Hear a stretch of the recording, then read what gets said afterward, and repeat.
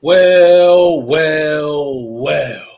Clemson Tiger fans, college football fans, welcome back to another episode of the All In Show right here on the Voice of College Football Clemson channel.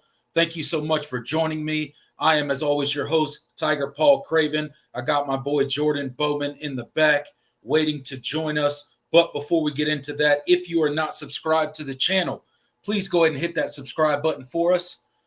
It's much appreciated. Also, this is a live video. Please hit that like button for us. We got 19 in the chat section right now. Please hit that like button for us. I see you guys already getting into the comment section. I appreciate that. And without further ado, I'm going to bring on my boy Jordan Bowman, and we are going to get into tonight's show. We got a ton to talk about, and not a lot of time to talk about it. So, Jordan, what's up, my man? How you doing this week? Just another week on the bandwagon. That's right. Just another week on the bandwagon. 1.5 percenters up in here Yes, on the Voice of College Football Clemson channel. Shout out Dabo Sweeney for those comments a couple weeks ago. We're going to continue to have fun with it, man. How's your week been? Just been stewing over, the events of last Saturday. It's really been weighing on me, and not really just because of that game, but it was just kind of another culmination of everything we've seen up to this point. And at this point, I've accepted that this season is going to be a roller coaster. I have no idea what team is going to show up any given week, and with a lot of Clemson's aspirations no longer on the table. Like it's really hard to see where this team ends up. I mean, the remaining schedule that is not easy. We'll talk about the team they have up this Saturday, probably one of the lighter ones, but because of what we've seen from this team so far this year, still a losable game. So that's just kind of how I feel. This Clemson team can go in and lose to just about anybody on their schedule at this point, and that's a new feeling for me. Not a new feeling, but it's an unfamiliar feeling. We haven't felt this way about a Clemson team in a long time, really long time. Absolutely, man. It's been a while since I think we've been in the current position that we are in as Clemson Tiger fans. This is somewhat uncharted territory. Not uncharted territory for all of us. I've been a Clemson fan for a long time. I've been through some of the darker days as a Clemson football fan, but certainly uncharted territory in a very long time as a Clemson fan. And to your point, man, like this schedule's not getting any easier. Yeah, we got North Carolina State this week, and they're not necessarily a world beater type of team. But we then roll right into Notre Dame and Georgia Tech and North Carolina and then South Carolina to finish out the season. So the schedule really doesn't get any easier for these Clemson Tigers. And they have proven so far in 2023 to be a very inconsistent football team and a team that cannot be trusted in any sort of game, regardless of what opponent they are playing. We turn the ball over way too much. We are inconsistent, specifically on the offensive side of the ball. And we are just a team that cannot be trusted whatsoever. But let's get a shout out to the comment section before we get too deep into our show tonight. I appreciate everybody that's already shown up. I'm sorry that we're a little bit later tonight, guys. That's my fault. I had a little bit of a scheduling issue. I had to take my daughter to softball practice tonight. Her softball season actually ends this weekend. So, just juggling, the duties as a softball dad and also my duties here on the Voice of College Football Clemson channel. But I appreciate you guys showing up at a little bit later time tonight. We won't make a habit of changing the schedule on you guys too much, but I appreciate you guys understanding. We got Droid in here tonight. Big Load, Cade Klubnik enthusiast, Big Mick is in the house tonight. Let's see who else we got in here. Isaac is in here. Jesse Scott is in here. Todd Gwynn is in here. Thank you guys for all getting in here and getting into the chat section. As you guys know, me and Jordan do the same show format for every one of our shows. We'll kind of go through our monologues. We'll go through kind of the scheduled portion of the show. And then at the end of the show, the last 10, 15 minutes of the show, we'll turn it over to you guys, the comment section, and let you guys drive the show. But Jordan, I think we got to get, kind of our thoughts kind of out here on the Miami game. I know we did the post game live video this past Saturday, and we talked a little bit about it, but we talked more importantly about the overarching thoughts that we had about this Clemson program. So let's get a little bit into this Miami loss that we had this past Saturday, how this team looked, and what we really thought about it now that we've had a couple, 3 or 4 days to kind of let it sink in, and let it kind of sit on us a little bit. I don't think I feel necessarily any better about the loss, but certainly a few days removed from it can definitely draw some perspective. So what's kind of your thoughts on the Miami game and what it means for these Clemson Tigers in 2023? Yeah, I this was not a fun game to rewatch, as a lot of games this season have not been fun to rewatch, but this one was particularly bad in a lot of ways. It goes to what stood out to me was it was another example of this Clemson team not being prepared, out of a bye week. And I had mentioned this in the pregame show. I said there was, that was something that kind of concerned me about this game. This team has not looked well when they've had more than a week to prepare. And based off of some of the comments that Miami's coaching staff made after the game, it was very clear that they took advantage of they somehow took advantage of Clemson being on a bye week, and they showed a lot of stuff that Clemson was not prepared for. I think first off, what struck out to me the most was Clemson's offensive struggles were, numerous. And Miami's defense did a lot of different things that they didn't necessarily show on tape. Yep. Lance Guidry, he's a 4-2-5 guy. That's kind of what he does. But on Saturday, they intentionally switched it up. They ran more of a 3-3-5 that looked like a 4-2-5, and they would have a linebacker at the line, and that could either, rush, could drop back into coverage, and maybe they'd have another linebacker and he would drop. And instead they did a lot of different things, from a pressure package standpoint that this Clemson team was not prepared for. And I think that's why you saw so much struggles on the offensive line. And because, they were winning with their front three. Leonard Taylor and Reuben Bain were absolute monsters in this game. It was one of the most shocking, not shocking, because those are two really talented players, but it was really, really dominant performances from those two, especially. And Clemson often had numbers in the box, and they still weren't blocking well. They were losing up front, and because of that, it just everything else didn't work.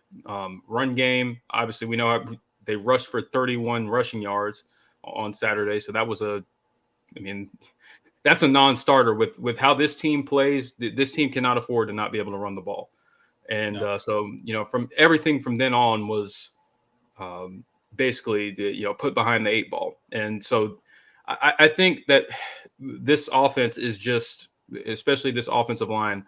On the rewatch, it looked worse than it was worse than even I thought. Watching it live, and there wasn't really many positives for that group, and I think that's where it starts with this offense. What did you kind of see on the offensive side of the ball? Look, man, this offense. I keep saying it's 2 weeks in a row, and really more than that, honestly, this season. This offense has been terrible. They've been inconsistent. They've been, frankly, bad when it comes to the running game. And I know there's stats out there that say this team runs the ball, okay. But when you really watch Clemson games, like if you're actually watching Clemson game in and game out, you see the struggles running the ball, especially in key situations. I've talked at nauseum on this channel specifically about our short yardage running situation, and it reared its ugly head in overtime last week against the Miami Hurricanes. I mean, you think about that last play from scrimmage in double overtime versus Miami, where Cade pulled the ball, and I know it's come out since then that it was a give. It was not supposed to be an RPO. It was not supposed to be a read option. It was not supposed to be any sort of thing like that. He called his own number. He thought he saw something that he didn't clearly see, or either the defense baited him into something that they wanted him to see that wasn't there. Regardless of the situation, I still don't have full confidence that Clemson would have punched it in. Honestly, I mean, at the end of the day, you can say it's on Cade because he pulled the ball, and to a certain extent, yes, that is true. But at the end of the day, what has given you confidence for this Clemson team that they would have punched it in anyway if Cade would have gave the ball? I have zero confidence in this offensive line. They have seemed to regress as the season has gone on. They've seemed to get worse in both pass blocking and run blocking. Short yardage run blocking specifically is absolutely abysmal for this team, which is mind boggling when you think about the running back stable that we have behind this offensive line. And I think some of that is due to the running backs. I think it's mostly attributed to the offensive line. This musical chairs that we continue to play along the offensive line is really plaguing this team. We do not have a solid starting five that can go out there and play winning football. I don't care what the coaching staff says along the offensive line. We just don't. I know Dabo Swinney and the rest of the coaching staff said coming into this season following fall practice fall camp that we had 10, 11 guys that could play winning football along this offensive line. That's just not true. It's just not true. As soon as Walker Parks went out for the season, you saw a drastic drop in the ability of this offensive line. The same thing that we saw last season. And Mitchell Mays and Harris Sewell has come in at right guard, and they've traded off snaps, but they've both played really bad at times. Harris Sewell, I think, only got 8 or 9 snaps this past game, and he graded out terribly. Mitchell Mays graded out 7. It was 17, and the Mitchell Mays had 52. There you go, and they both graded out absolutely terrible. When you look at their PFF grades, they graded out terrible. Blake Miller has regressed this season. If you look at him from last season, Blake Miller had some dog in him last season, and he was a guy that I looked to coming into this season that would be kind of maybe a cornerstone for this offensive line, a guy that could maybe step up and be a leader and really kind of be one of the cornerstones that could gel this offensive line heading into 2023, and he just hasn't been that guy. And it's just been just a litany of errors along the offensive line mainly. And you've heard the short amount of times that we've heard from Garrett Riley, you heard him say it's personnel. It feels like that this Clemson offense is playing with 10 far too many snaps in the game, more snaps than they're not, which means that 1 or 2 guys every single play are just busting on their assignments. They're just whiffing on their assignments. I mean, you saw Blake Miller get shoved out of the way versus Miami, tossed like he's some 175-pound wet bag of sand, and he just got tossed to the side, and Cade Klubnik got murdered in the backfield. So it's plays like that where this offense is just bad. When we get into the red zone, we're terrible. I think we're like 50-something% when it comes to her red zone offense, which is just. I think 68. Well, I'll give them a little more credit. They're 68%, and I believe that is the 5th worst. So we're not dead last. So, and it's not like this offense does move the ball. Like, we do get opportunities in the red zone. We just don't capitalize. As a Clemson fan, when I'm watching a game, every time we get into the red zone, instead of being excited, I get nervous. I'm like, where's the turnover coming? Where's the negative play coming? Because it seems to happen literally all the time. It's either going to be a tackle for loss, or it's going to be a turnover when we get into the red zone. It's never like, oh yeah, we got a sure 3 points because our kicking game's terrible, so we can't bank on 3 points, and we can't bank on punching the ball into the end zone because we have too many negative plays, or we're going to turn the ball over. And that's just the story of this Clemson offense this season, and it's just been bad. They're unreliable, and I don't really know what the answer is. But what I can tell you is I think there's a development issue in Clemson. We currently don't have a talent issue, in my opinion, but we do have a developmental issue, and that starts with the position coaches. And I'm not calling for anybody's job, but I am saying that if there are not changes made this offseason, this decline that you see Clemson football currently in will continue. So at the end of the day, we got these 5 games in front of us. Every single one of these games are losable games, including the Georgia Tech game and the North Carolina State game. In past seasons with a different Clemson team, those would be penciled in sure wins. We don't even have to think about it.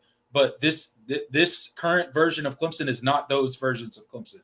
And every game, these next 5 games, we can absolutely lose. I don't expect us to lose all of them, but I have zero confidence heading into any game with this version of the 2023 Clemson Tigers. No, I don't either. And when we mentioned the red zone struggles, and that's very easy to see. I mean, statistically, it shows. Our eyeballs show it. But I saw a pretty shocking stat earlier this week. I want to credit Dustin Black. He does film breakdowns over with Clemson Sports Media. He tweeted out a stat this week that Clemson, for those of you advanced stats nerds, like I'll explain it a little bit, but Clemson's EPA, or expected points added, when they reach the 10-yard line is 3.7. And so expected points added is essentially a metric to designate a certain amount of points, credit one play for a particular amount of points. So it's supposed to average out how much does your team contribute to its scoring on any given play. And so when Clemson reaches the 10-yard line, a field goal is the expected outcome. Yep. That is awful. Now, for reference, a 7 is a perfect expected points added. You can't get better. You can't score more than 7 points. Well, obviously 2-point conversion, but you can't score more than 7. You can't add more than 7 points on any given play. 3.7 when you reach the 10-yard line is awful.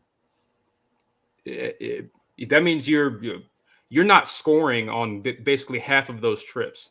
Yep. That's not good.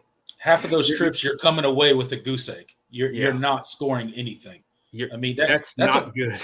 That's a perfect snapshot for what this Clemson Tigers offense has been in 2023. I mean, it's a perfect snapshot of it. It's awful. And so that's a concern. And some other and some other things.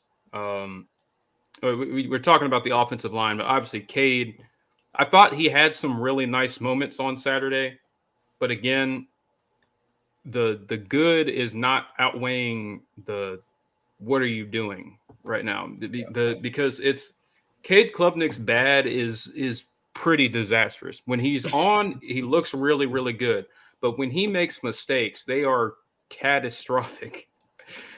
Whether it be the fumble, obviously the final play of overtime, of double overtime, the interception he threw was probably the least impactful of his mistakes, because that was on a 3rd and long, and it was basically a punt.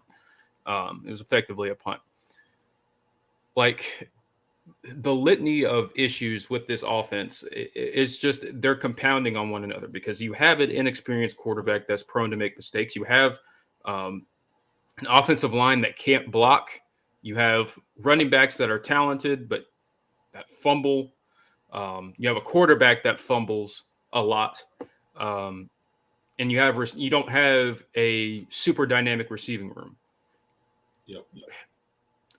what can you do? And that's why, when we talk about Garrett Riley and, why this offense hasn't come together and how much he has to do with that, his hands are tied. Like, I don't understand. I don't know any offensive coordinator in the country that would be able to put together a functional offense, knowing what we know about this Clemson offense and the personnel we have. It's not up to par. It's not even up to par. It's not even up to average. If we this team is so capable from a talent perspective, and we see that in glimpses and spurts, but then it just completely falls apart, and then it negates anything positive we saw. And so that's kind of the dilemma we're in right now as Clemson fans watching this game. Not just this game, but this team. We don't know what we're going to get each and every week. And well, we kind of do. We kind of do know what we're going to get, but within the flow of a game, we don't know what the result of any given play is. And that is scary. It's like, it doesn't matter what positive things that this team does, in the back of your head that all it takes is one play. They're more than capable of screwing this up. And that's Absolutely. How I feel. That's how I feel when I watch this team. And that's I mean, that's kind of where we are. Watching this Clemson team, you're just expecting the disastrous play to come. It's not a matter of if Clemson will make a disastrous play. It's, hey, at what point in time in this game are we going to make a disastrous play? And how impactful will it be? Because sometimes we recover from our mistake and they don't end up coming back to bite us. But like on Saturday, they were disastrous and were direct results and why Clemson did not win that game. Yeah, that's you don't know. And at the end of the day, you just expect it. It's not, we talked early this season, Jordan. We talked about, kind of how fluky that Duke game was. And man, you turned the ball over so many times in the red zone. I mean, how often can that happen? That's kind of a fluky game. It kind of went sideways and got away from Clemson. Maybe we can recover. And, that's not characteristic of a Clemson team. But at the end of the day, this season, that is who the 2023 version of Clemson is. That's who they are. They're a team that is going to turn the ball over in the worst possible situation during every single game. Not most games, not some games, literally every single game this team has played. We lead the league in fumbles lost. Our quarterback leads the league in fumbles lost, or leads the country in fumbles lost. It's not a matter of when or if this team makes a bad play or a terrible mistake. It's just a matter of when in the game they're going to do it. And that's one of the most frustrating things to watch about this Clemson team, because at points in times you see the talent, you see the ability of this Clemson team and what they could be, but they just continually shoot themselves in the foot and they cannot get out of their own way. I don't know why. And there's just far too much inconsistency with this team. And the defense is not, completely absolved of responsibility for this team. I think the defense has been the brightest point on this team so far this season. They're the reason that we've had an opportunity to win every single game that we've played this season. They're the sole responsibility for that.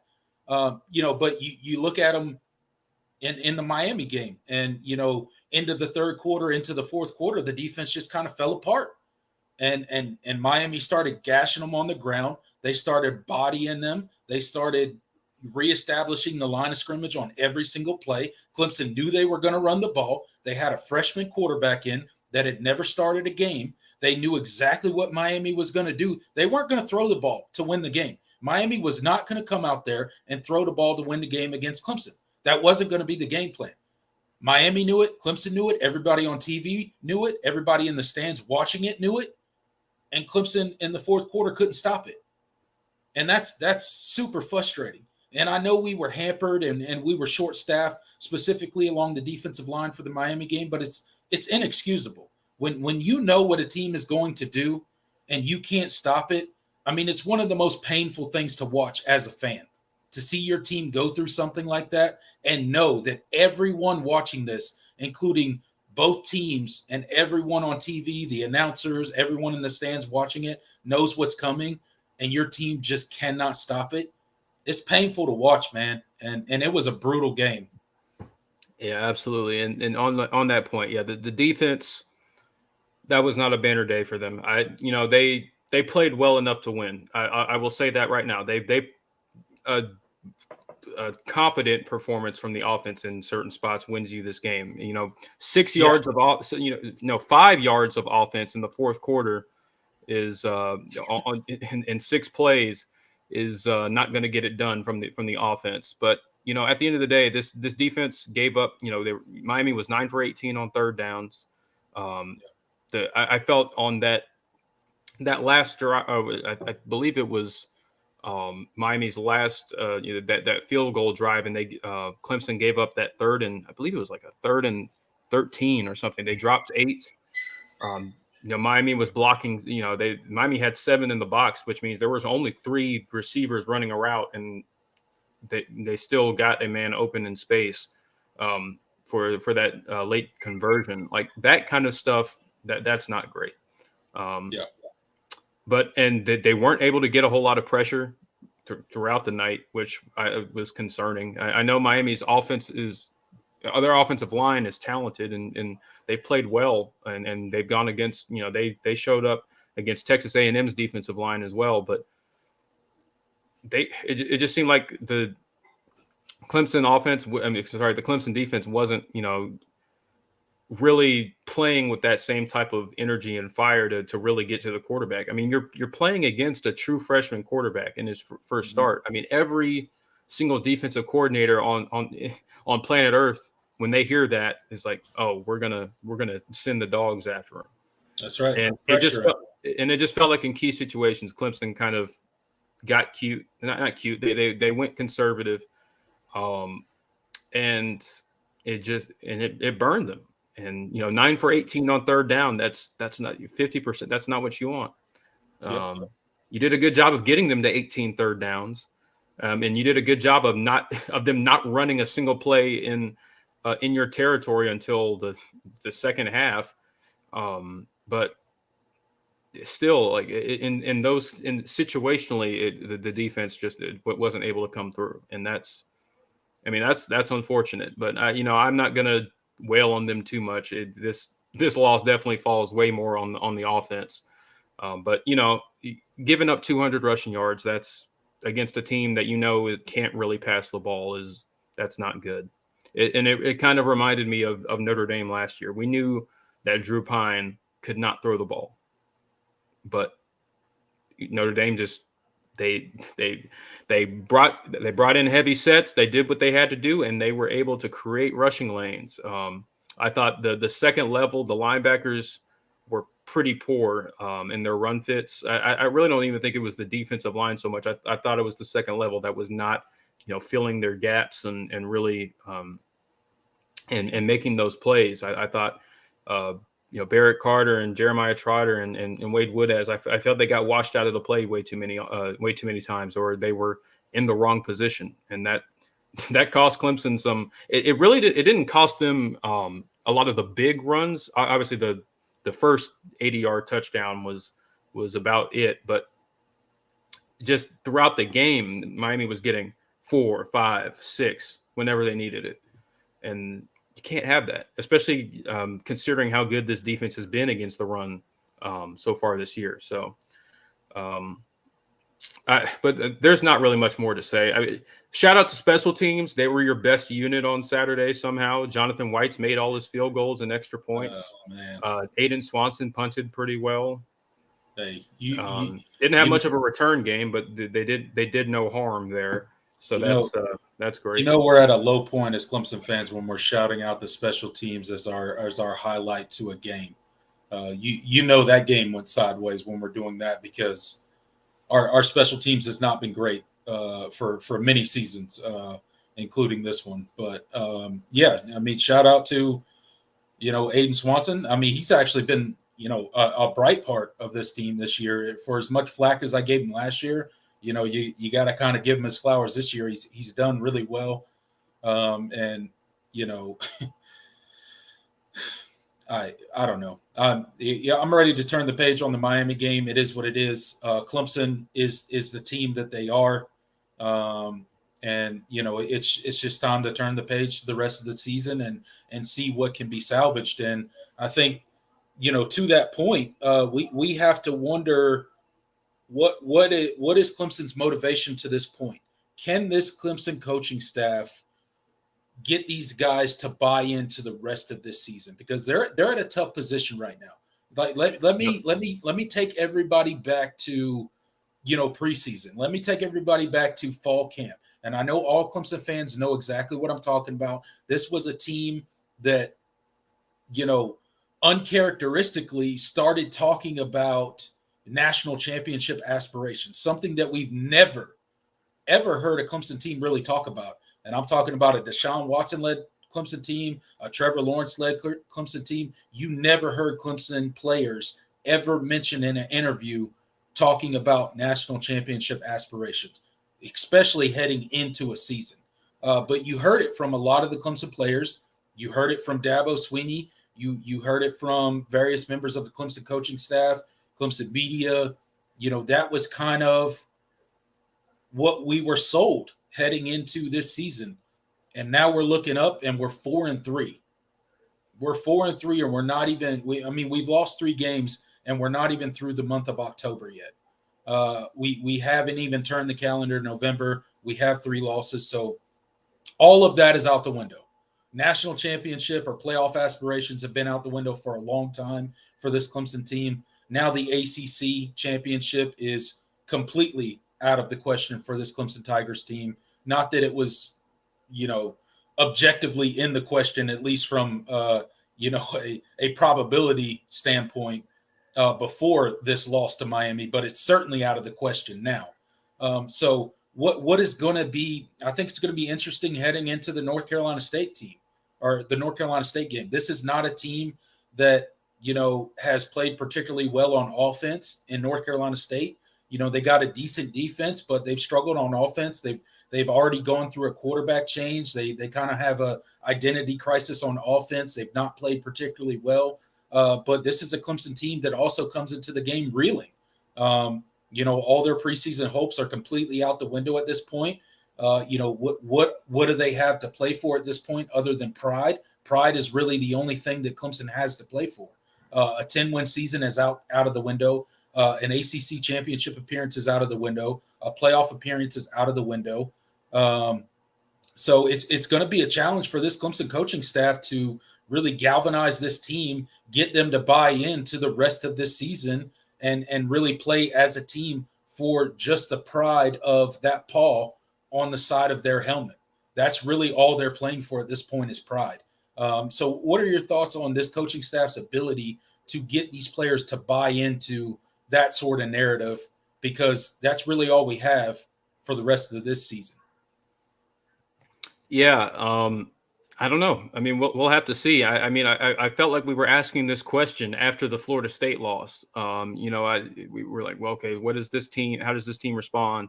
They have 2 losses. Playoff is out of the question. So now we're taking it a step further. Now the ACC championship is off. Is pretty much out of the question. I don't know. I don't know. I saw someone in the chat mention 2021, but that team was in a similar position from a record standpoint.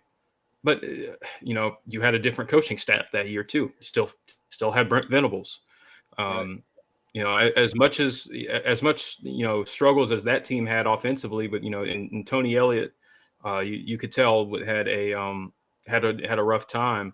Shout out to him, by the way, for a big win over North Carolina on Saturday. Yeah, man. But you had your experienced guys. You still had Robbie Caldwell, who was that was his last year, and he was getting on up in age. But you still had the remnants of the old coaching staff, and you had some experience in that room to kind of guide the way. And that team found a way to close that season out pretty strong.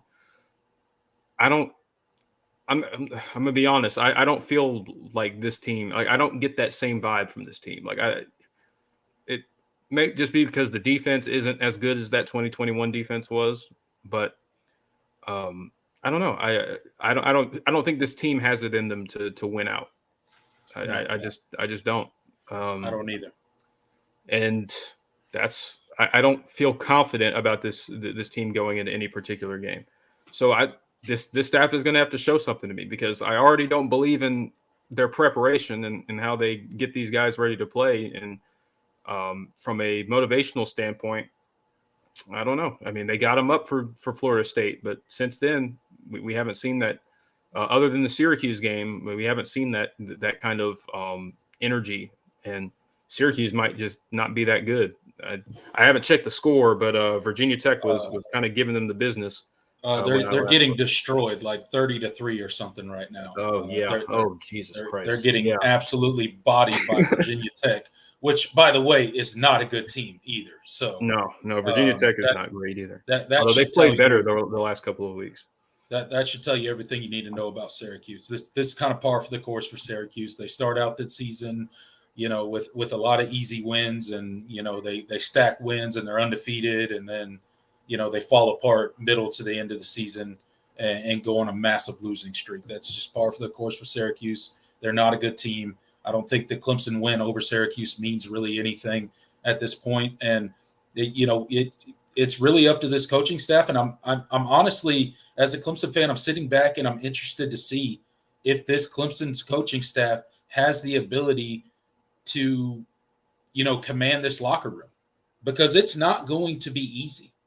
It's not going to be easy to get these guys to buy in for the rest of the season. I saw somebody in the comment section, I think it was Will, our resident Notre Dame fan, in the chat. Oh, Shout out to Will. Thank you for showing up and supporting the channel, Will. But he asked the question: Is the all-in culture still at Clemson? We're about to find out. We are about to find out the rest of this season. This is where you find it. For all the talk that Dabo Swinney and the rest of this Clemson coaching staff and a lot of Clemson fans do, a lot of talking on the internet, talking about culture and Clemson goes about it the right way and they recruit a certain kind of guy and it's team first and all this kind of. We're about to find out. We're about to find out, because this culture is about to be tested. We are about to see how strong this culture that Dabo Swinney has built is currently in the 2023 version of the Clemson Tigers. And I think it's been super strong in past seasons, but they're about to face, they're currently facing adversity like they haven't faced in a very, very long time at Clemson as far as the football program goes. So it's going to be interesting to see. And, turning the page to North Carolina State, as I said before, they're not a good offense. No. They don't really have an identity on offense. They've already benched Brennan Armstrong and they've gone through a quarterback change at this point. They haven't had, a ton of success as far as the offensive side of the ball goes. But, when you look at their defense is, a pretty good defense. I'm not saying they're, a top 10, top 15 type defense, but they are a defense that can get pressure. They're a defense that can bother Cade. I think they got 22 sacks on the season or something like that. So, that somewhat worries me, especially, as much as we talked about the offensive line. So kind of turning the page to North Carolina State. What do you think? How do you think this matchup fares for the Clemson Tigers? I think our defense is going to have a probably pretty good game against them. But again, with our offensive woes and kind of the struggles that we've had this season, it's far from a slam dunk win for sure. No, it's not. But looking at this NC State team, I mean, and you mentioned it, their offense isn't very good. That's the long and short of it.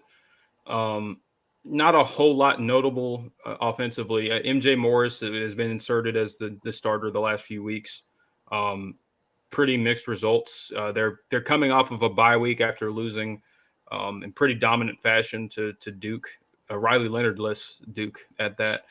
Who only threw what 12 passes was it in the entire game? I think it was even less than that. Yeah. This is not a very good NC State offense. And MJ Morris, he's talented. Really, he was a decently high rated recruit, but he's kind of learning and trying to figure out this. Being a starting quarterback, he didn't see a whole lot of action last year. He except for some big couple of games, and he dealt with injury, but now he's really kind of getting his feet wet. Kind of similar to Cade if he if Clemson had gotten an experienced quarterback in the transfer portal and started him over Cade, and then we did and that didn't work out, and then we inserted Cade. That's kind of what MJ Morris reminds me of as far as what he's going through right now. And he somehow has, well, not somehow, but he doesn't have a whole lot of talent around him. I do think one player of note in as far as skill positions is Kevin Concepcion, true freshman wide receiver from Charlotte. So shout out. He's been their go-to guy. He has 37 catches on the year. Next closest is Keon Lassane with 15. So they're going to do a lot to get Kevin Concepcion the ball. He's pretty much their only dynamic playmaker. They have not run the ball well at all this year, and so they're not. I think that's kind of the one thing you don't want to do. I think other than that, there's not really too much to worry about. Trent Penix, their tight end, has been dealing with injuries the past couple of seasons, and so I believe he's out for the year at this point. So offensively, I think this Clemson defense is a pretty good matchup for them. NC State doesn't run the ball well. They don't throw it very well. There's not a whole lot they do well except throw it up to Kevin Concepcion, hope he makes a play, get him the ball in space, and see if he makes something happen. And that's been pretty much their offense. On the other side, is going to be interesting because I think this NC State defense is pretty good.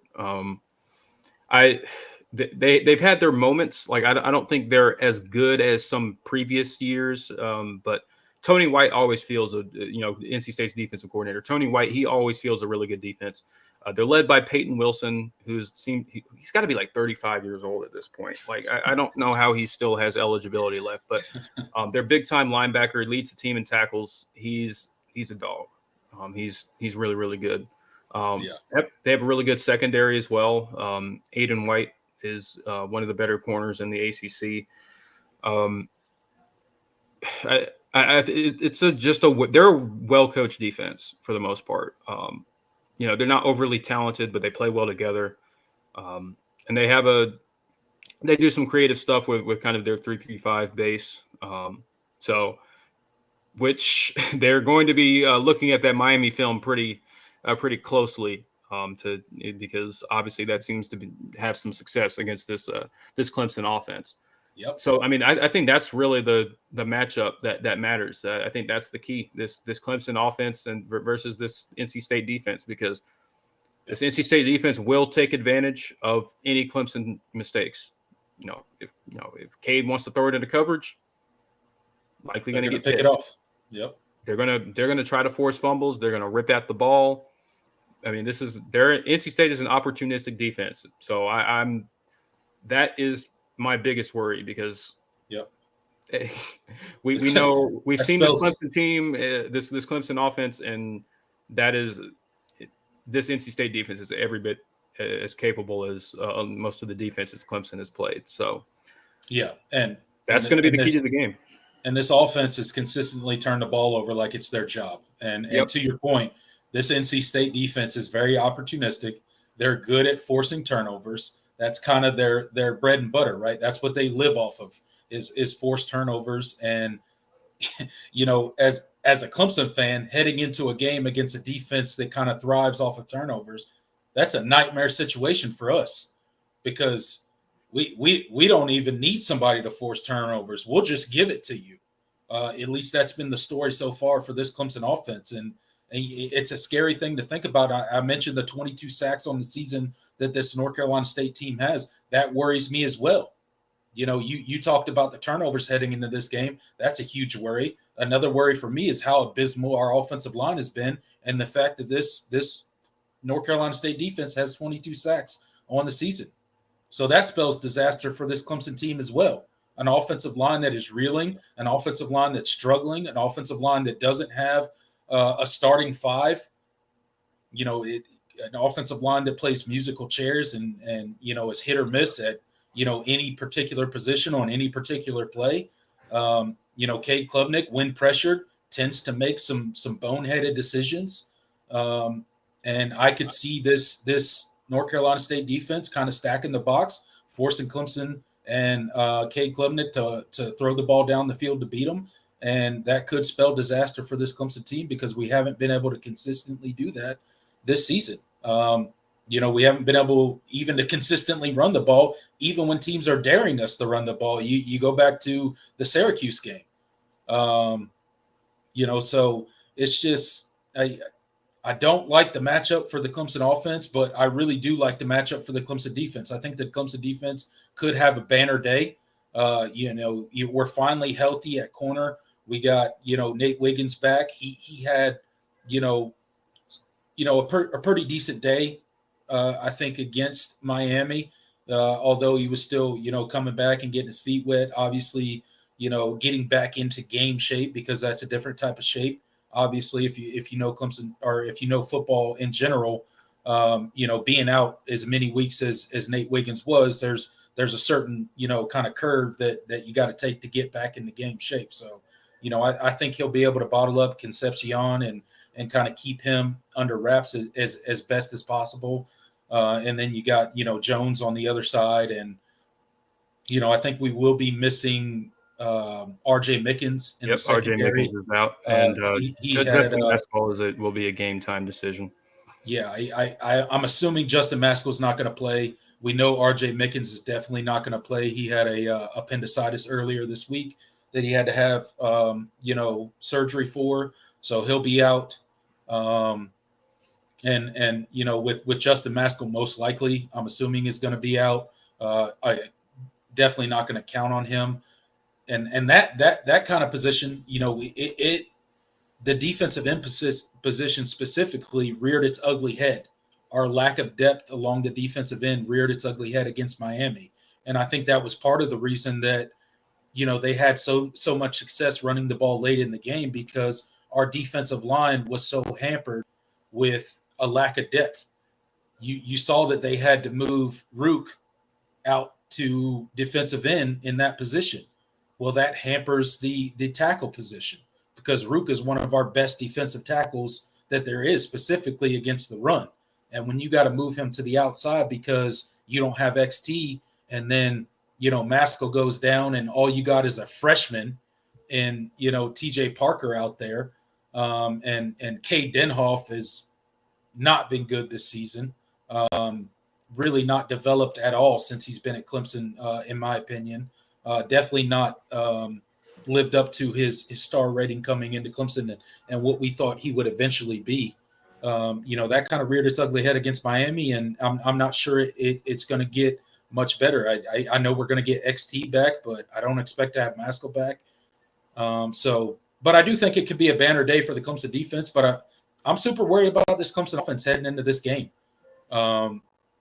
Especially against a North Carolina State defense that, can force turnovers and get after the quarterback. Get after the quarterback. That is the recipe for disaster for this offense.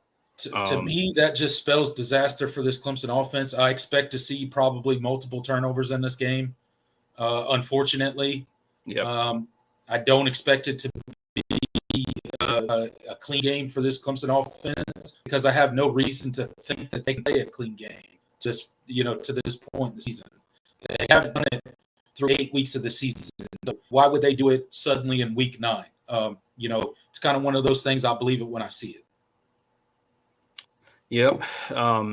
And I put it in the chat because Drew asked on the offense, Antonio Williams out for a good bit, out for a while, quote, the direct quote from Dabo Swinney. So Probably the rest of the season at this point, honestly. that, yeah, when coaches say stuff like that, that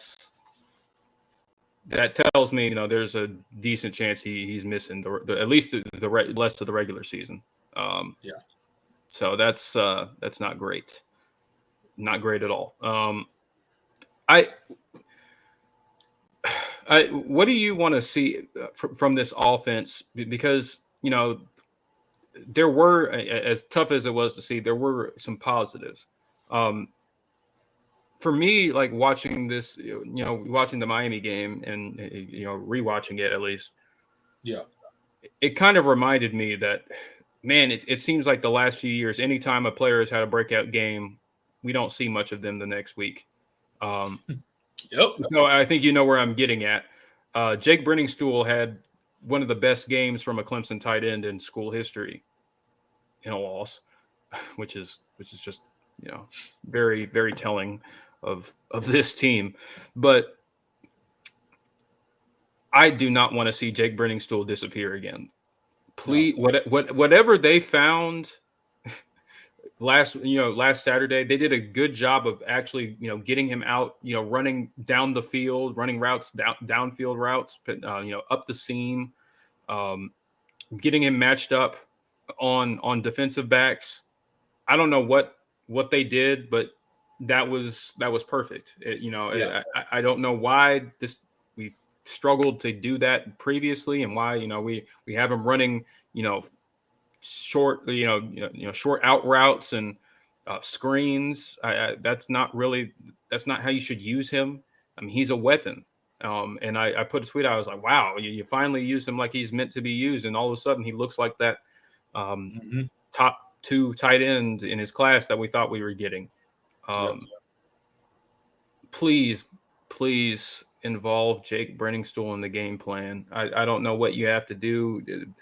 Please get him the ball, and whatever like I said, whatever you did against Miami, keep doing that.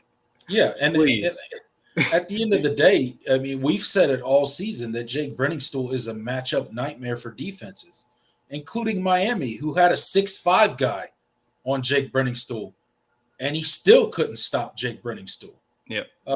So we definitely need to see more of what they did against Miami for Jake Brenningstool, getting him down the field, getting him down the seams. He looked like a completely different player.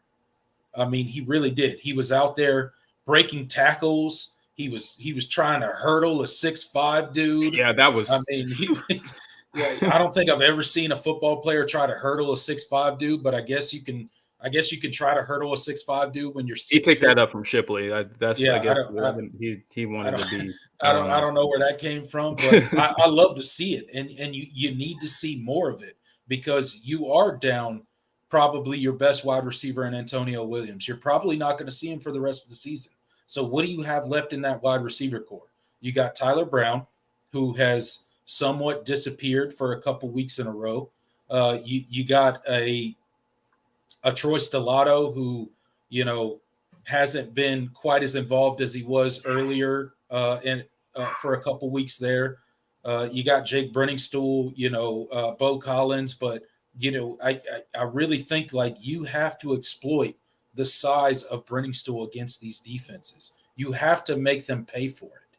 You have to make them scheme him and take him away, and that will open up other wide receivers if you use him properly. And I think last game against Miami was the first time since Jake Brenningstool has been on Clemson's team that he's been properly utilized, and you saw what happened. He went for 2 touchdowns. So I really hope we don't see him disappear, because I don't see a defender on North Carolina State that can necessarily take him away. So I don't know why you wouldn't use him and use him early and often. I don't want Cade to get locked on him like he did at the end of that Miami game and just, kind of that's your only guy you're looking for down the field. I don't want that at all. But he's definitely a matchup problem, and he's a guy that we need to exploit against defenses, because there's not a lot you can do with a guy that big down the field when the ball's thrown in the right place. There's not a whole lot you can do about it. Right. Your choice is let him catch it or do a pass interference at that point when you're dealing with the guy that has the size of Jake Brenningstool. I mean, that's really your only options. Yep. All right. You ready to give first of all, let's look at the spread and the over under, and then we'll give our score predictions. So Caesar Sportsbook has Clemson as a 10-point favorite, 10-point road favorite. We didn't really talk about it, but Interesting. Carter Finley is a tough environment, and I expect them to show up. They always show up. That fan base always shows up for Clemson. Absolutely. Yeah, Clemson is a 10-point favorite, over under 43.5. So Vegas definitely thinks this is going to be a rock fight. Yeah. What do you think? Where are you? Just go ahead and do that, and then give the score predict, because it's kind of hard to pick against the spread and then give the score prediction. Honestly, I wouldn't bet Clemson plus or minus 10. Honestly, this team, if you've watched them and you bet Clemson minus 10, you might as well just start giving money away to the homeless, because that'd be a better use of your funds than giving it to Vegas. Don't do it. Don't bet Clemson minus 10. I don't think Clemson will win this game by 10 points. I just really don't. This offense hasn't given me any confidence. Now, with that said, I don't think North Carolina State's offense is going to be able to do very much against this Clemson defense. I really don't. I don't think they're going to be able to do very much. But with that said, the turnovers could play a huge point in this game, right? So, you got to think they're probably going to score some points off of turnovers, because Clemson, more than likely is going to turn the ball over, and they're probably going to turn it over in their own territory, or they're going to turn it in going in for a score, and it's going to be returned back, for 1 billion yards deep into Clemson's territory. So, I would not pick Clemson, minus 10 at all. If you're going to put any money on the game, I'd probably take North Carolina State in the points. But I'm not a betting man, and I don't encourage anybody to follow my advice there at all. So I guess I'll get into my score prediction, and I'll go Clemson. Let's see.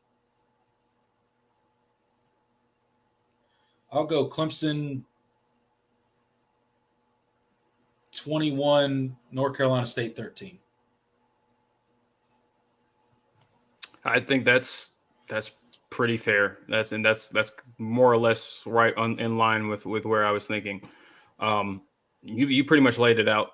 Don't think this offense is good enough, or they have not shown the ability to pull away from anybody.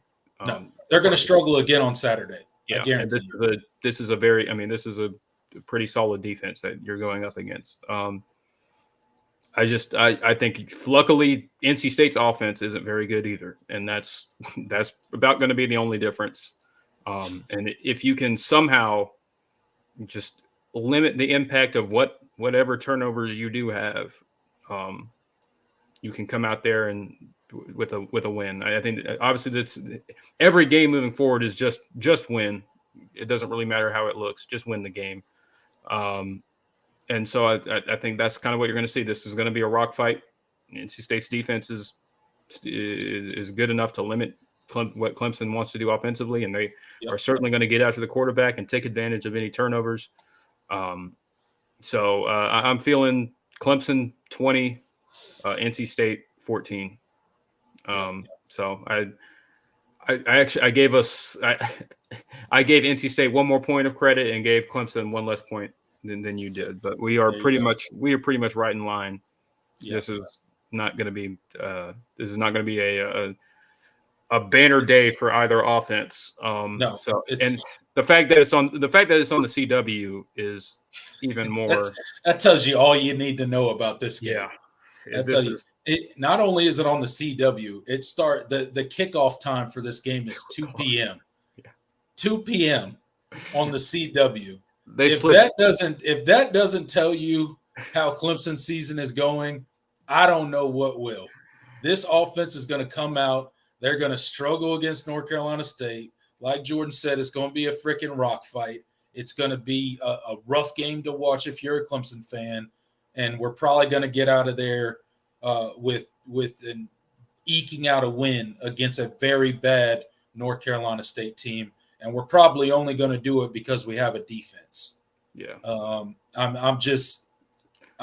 done with this Clemson offense. I don't have any confidence or faith in them heading forward. I hope they prove me wrong. Yeah. But I don't think they will. I mean, we're 7 games in at this point, and it's kind of like, let's see what you guys are saying in the comment section. And this is about as good a time as any. So we'll go ahead and transition and kind of close this out. You guys get your comments, questions, score predictions, all of that before we get on out of here. Let's see. Yeah, Drew says take NC State plus 10. Yeah. Yeah, 100%. It's kind of, I feel the same way. Michael gets in. He says Clemson 21, Nancy State 10. I've heard that one before. But living in this state, yeah, that's pretty funny. I like that one. Let's see. Todd gets in. He says 28-17. Todd, you're a Gamecock fan, so I really don't know which side is winning this game. You're saying wins this game. I bet you ain't not one of these offenses scoring 28 points. That better be 28 points off of turnovers. Yeah, yeah.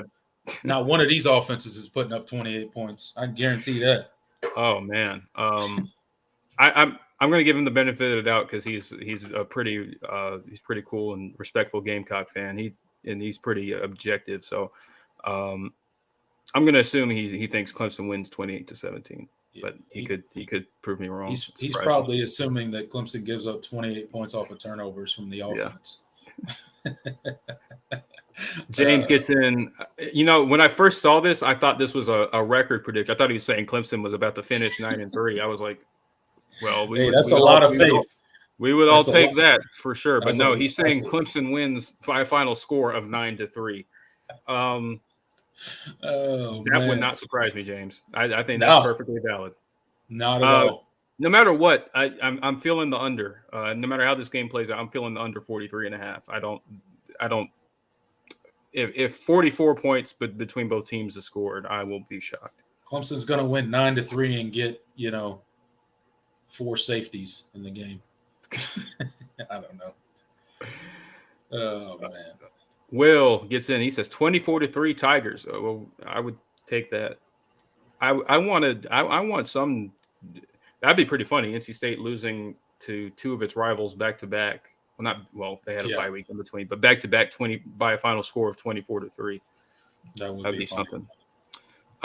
Timothy Johnson gets in. He says Clemson 28-7. Go Tigers. Yeah, Timothy he's got a lot of faith. He thinks 28 points. That'd be something for this Clemson offense. I would take 28 points. If you could guarantee me Clemson 28 points, I think they win the game. I think you got a good shot of winning that game. Yeah. If Clemson's offense can put up 28 points, they'll win this game for sure. All right. Let's get to some actual questions. Caden gets in. He says, "Do you think Clemson changes offensive coaches this offseason?" I'm still kind of that's one part I'm still kind of optimistic. I don't want to say optimistic because I don't revel in people being fired, but that's one part I'm still leaning on yes. Yeah. In some capacity, because despite what Dabo has said throughout the season, and he has never really tipped off when he was going to make a change anyway.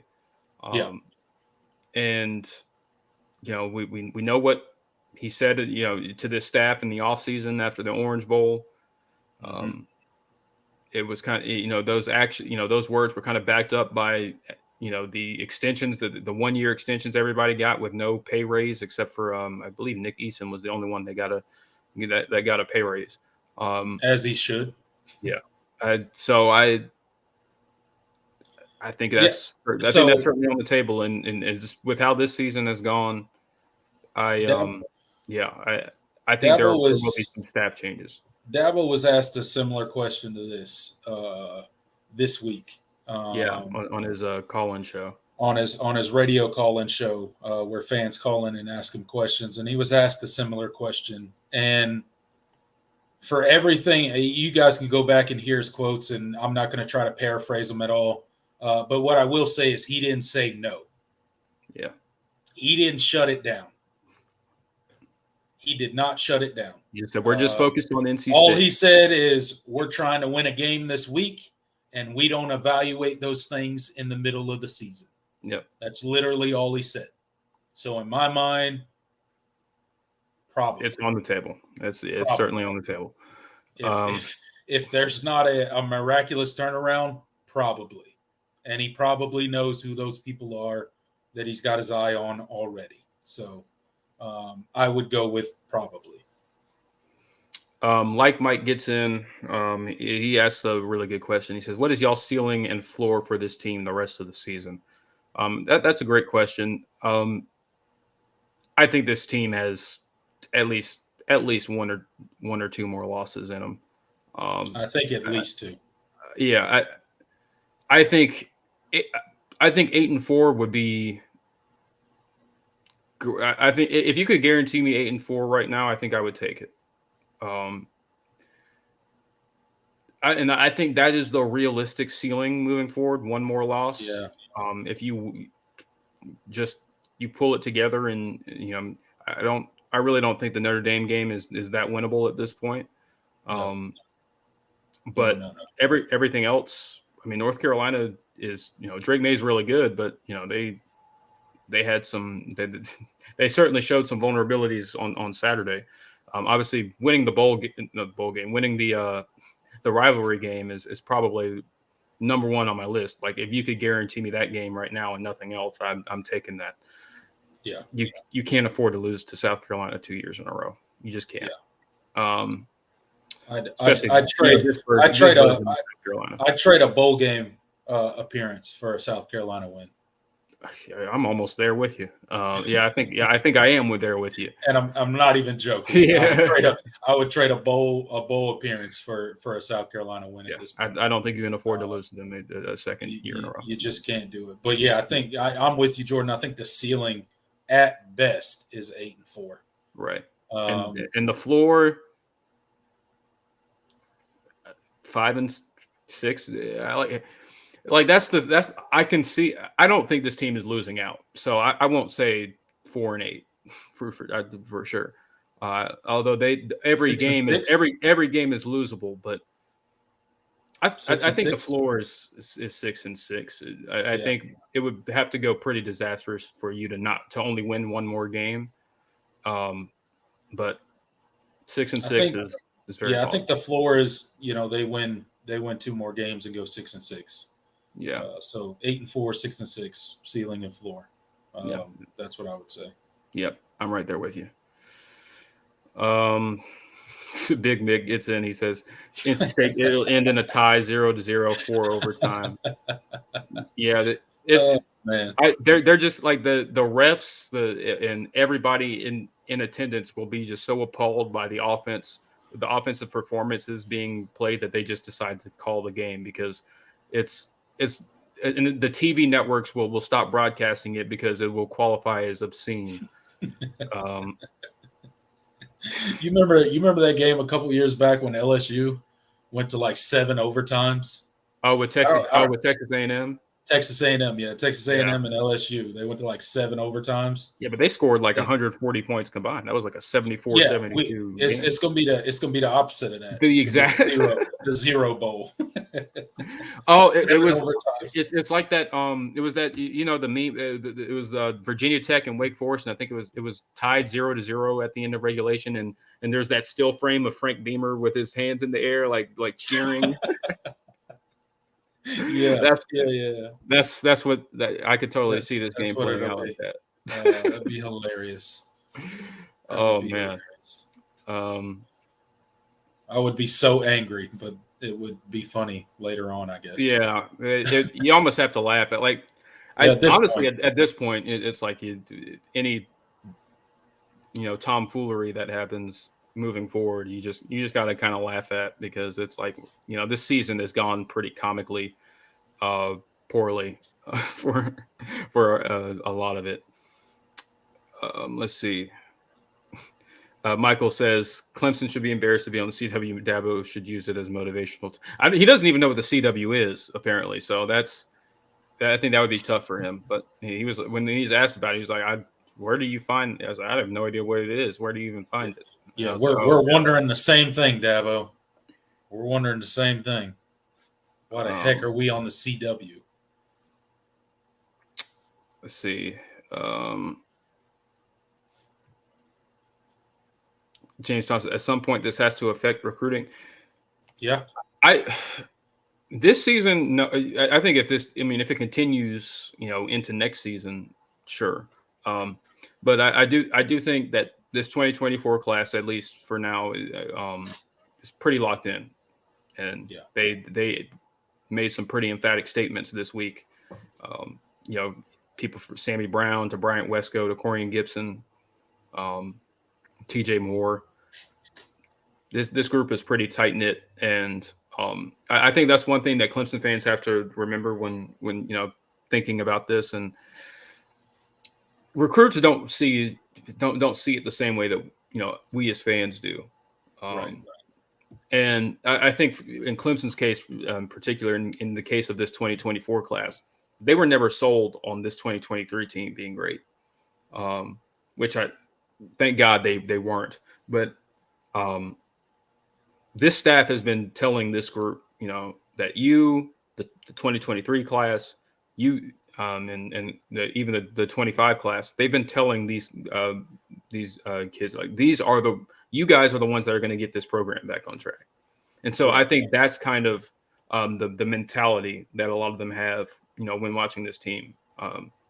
So I think Clemson fans should be pretty chill, and they should sleep well at night. I don't think any drastic things are down the pipe for this recruiting class. I think. Yeah, plus I think the guys you have committed are locked in. A lot of these guys are looking at this 2023 team, and they're like, "Hey, man, look at that. There's immediate playing time on this team." What like specifically Brian Wesco and those guys, like, who's keeping them off the field? Yeah. Who are they watching on Clemson's current roster that's keeping them off the field? So, yeah, you're right. They do look at it from a completely different perspective than, us as fans. We're emotionally invested in this. They're not necessarily Clemson fans, even though they've committed to play for the Clemson Tigers. They're not fans like us, so they certainly don't view it through the same lens that we do. Yeah. I mean, Miami went 5-7 last year and had a top 10 class. Right. But obviously there were some extenuating reasons for that. But still, like, when losing games in a vacuum is not great for recruiting, but it doesn't have the effect that a lot of fans tend to think it does. And especially when you're a program like Clemson, who has an established history and rapport with these recruits, and they've built these long-term relationships and how they recruit. This season isn't going to be detrimental to Clemson's recruiting efforts moving forward. Right. But now, if it continues, and exactly. you start seeing 3 stars becoming the normal and all of that, then we can have that conversation. But I think I'll be really concerned. But I think if there's not some pivot that is made this offseason, you will start to see recruiting be affected in the future. Yeah. This Clemson program is going to have to pivot, and I think this offseason is going to be Dabo Swinney's opportunity to pivot. And if he doesn't, I do think this program could sink much lower. Yeah. And talent could suddenly become an issue at Clemson. If you keep stacking seasons like Clemson has been, and you refuse to adjust and pivot and kind of correct things, yeah, it will certainly eventually affect recruiting. But 100%. I think we're okay for right now. We're okay. Yeah. Adam Bolin, he gets in. I said I'd rather lose by 40 to an FCS school than lose to the Gamecocks again, especially this year's game. Yeah, I'm right there with you, Adam. We can't lose to this version of the Gamecocks. Good Lord, we'll really never hear the end of it. Yeah, but Goodness. that is a very. Hey, I'll say this right now. Like I said, every game is losable. This South Carolina team can absolutely beat Clemson. 100% they could. Yeah, especially with Spencer Rattler playing as well as he has. They still have really nice weapons on the outside.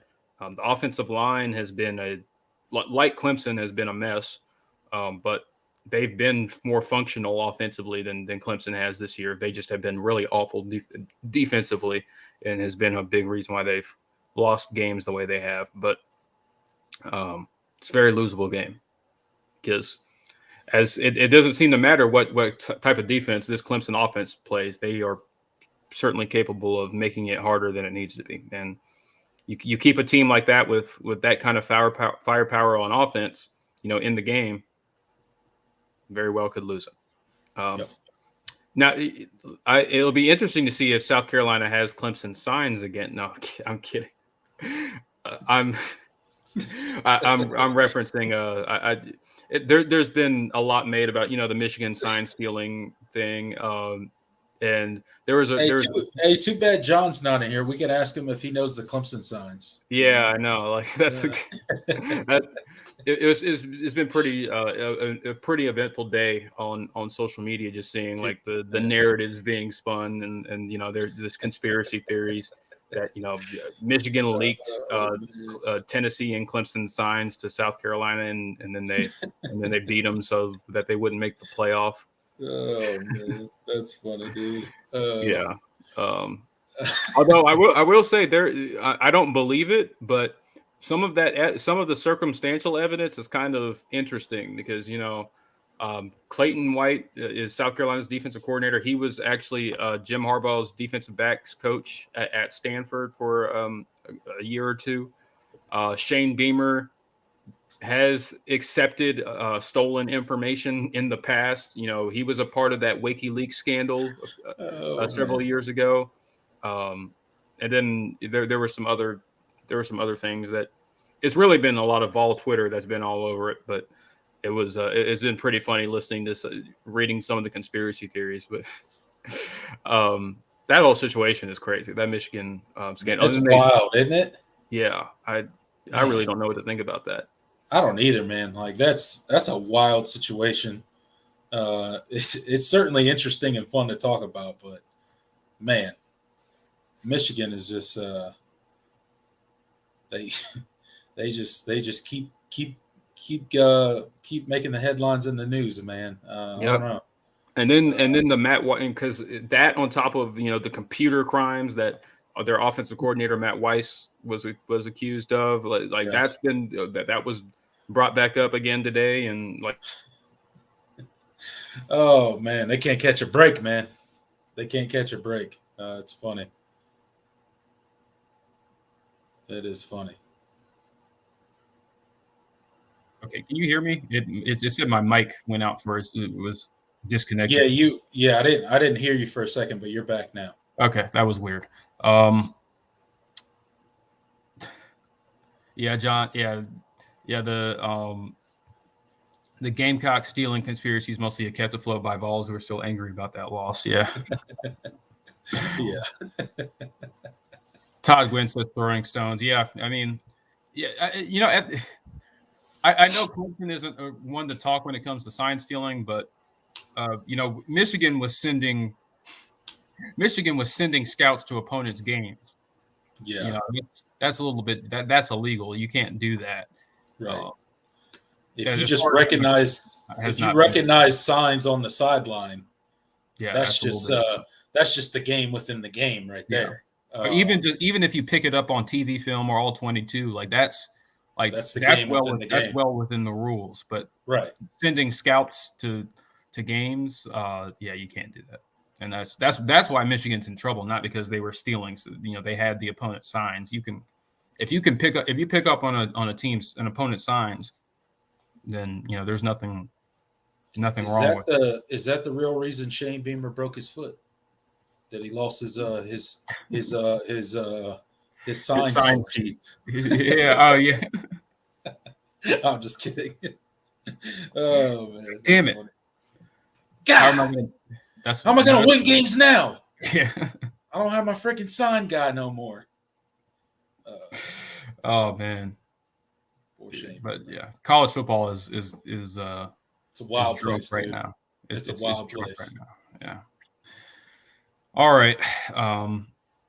Do you have anything? You see anything else you want to address before we get on out? I don't think so, man. I think that'll do it for the weekly show. I appreciate all of you guys showing up for the All In show right here on the Voice of College Football Clemson channel. We got 28 people in here right now.